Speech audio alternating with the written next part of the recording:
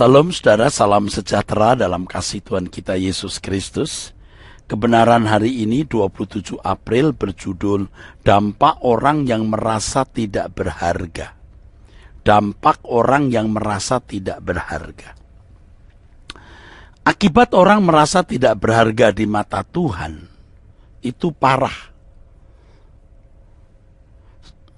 Pertama, ia akan cenderung hidup sembrono, tidak memperdulikan firman Tuhan dan hukum-hukumnya. Dengan kata lain, ia tidak menghargai dan tidak mengindahkan Tuhan. Kalau sudah demikian, ia tidak akan takut Tuhan lagi, saudaraku. Oleh sebab itu, Tuhan Yesus berkata, takutlah akan Dia. Sama seperti kalau seseorang tidak menghormati orang tua.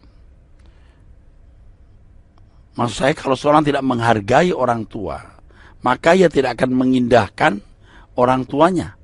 Ia tidak akan peduli perintah dan nasihat orang tua.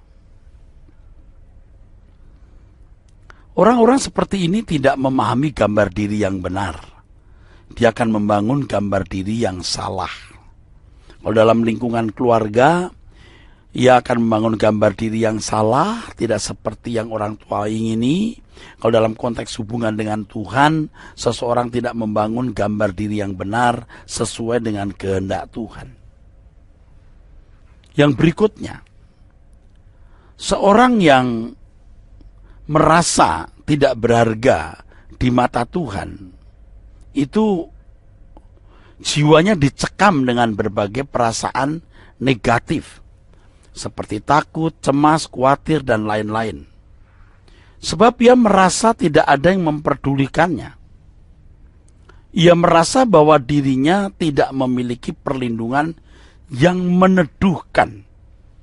Oleh sebab itu, Tuhan Yesus berkata, jangan takut, karena kamu lebih berharga daripada banyak burung pipit. Kalau seekor burung pipit dihargai Tuhan, seekor saja berharga. Lebih lagi manusia yang memiliki kekekalan di dalam dirinya, dan memang manusia diciptakan menurut gambar dan rupa Allah.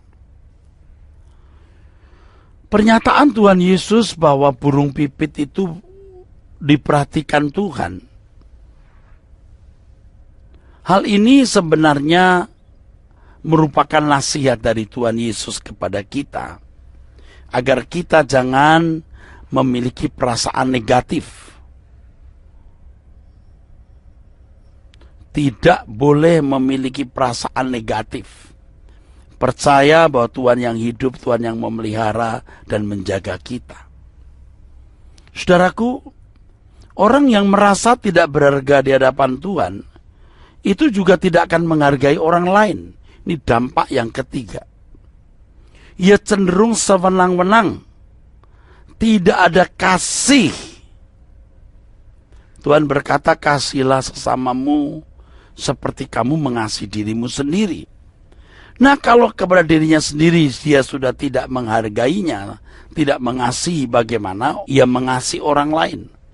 Kalau dirinya sendiri juga merasa sudah tidak berharga di mata Tuhan, bagaimana dia menghargai orang lain? Saudaraku sekalian, jadi mengasihi orang lain itu kan berangkat dari mengasihi diri sendiri. Mengasihi diri sendiri berangkat dari pemahamannya akan kebenaran Tuhan, yang mengajarkan bahwa Tuhan menghargai kita sampai ia menyerahkan dirinya untuk kita.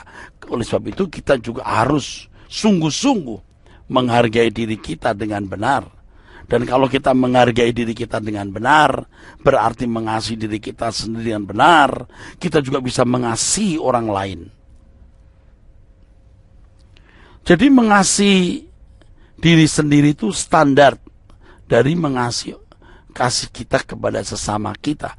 Orang yang tidak mengasihi dirinya sendiri dengan benar tidak akan bisa mengasihi sesama manusia yang lain.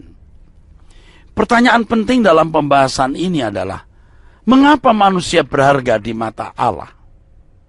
Sehingga Allah anak Tuhan Yesus rela mati di kayu salib untuk menyelamatkannya.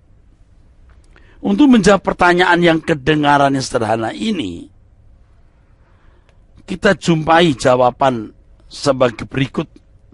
Orang-orang biasa menjawab, memang manusia berharga di mata Tuhan.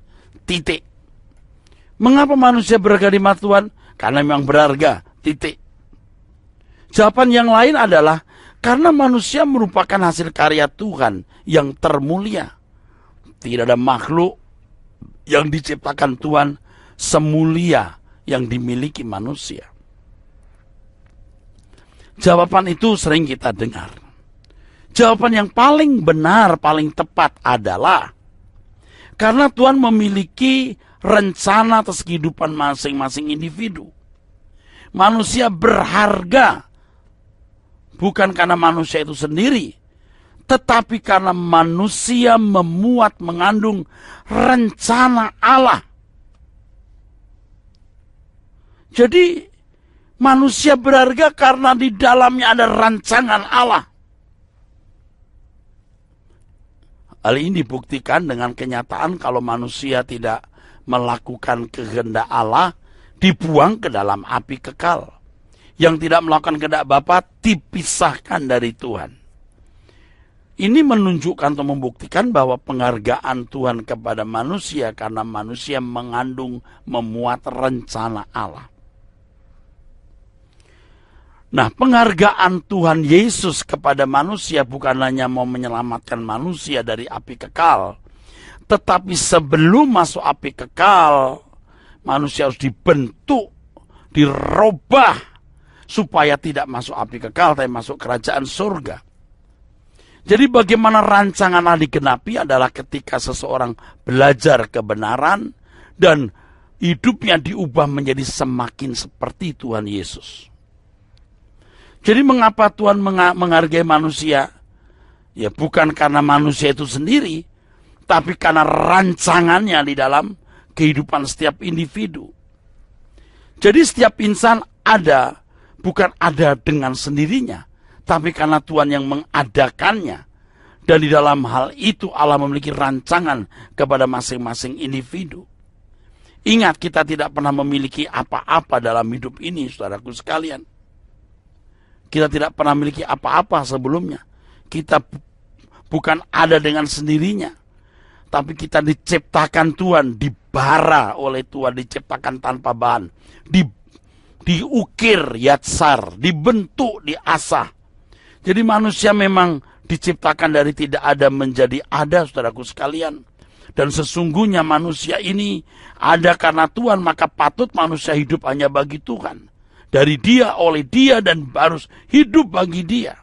Jika tidak demikian, manusia tidak bermartabat. Pemberontakan manusia kepada Allah ini adalah membuat manusia memberontak dan menjadi tidak bermartabat. Di dunia ini orang yang dipandang tidak bermartabat adalah orang yang tidak tahu budi. Jadi kalau orang Kristen tidak tahu budi, itu tidak bermartabat, saudaraku. Tidak membalas kebaikan Tuhan, tidak bermartabat. Seorang yang menghayati kebaikan Tuhan akan makin berhati-hati dalam hidup ini. Kerendahan hati dibangun dari kesadaran bahwa segala sesuatu dari Dia, oleh Dia, dan bagi Dia. Mengakui kebesaran Allah, menghormati Bapa secara pantas. Dan ini yang membuat seseorang berusaha hidup sesuai dengan firman Tuhan dan tidak mau melukai hatinya.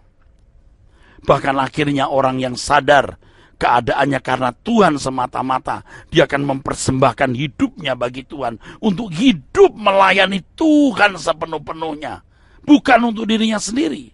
Semua dipersembahkan untuk kesenangan Tuhan.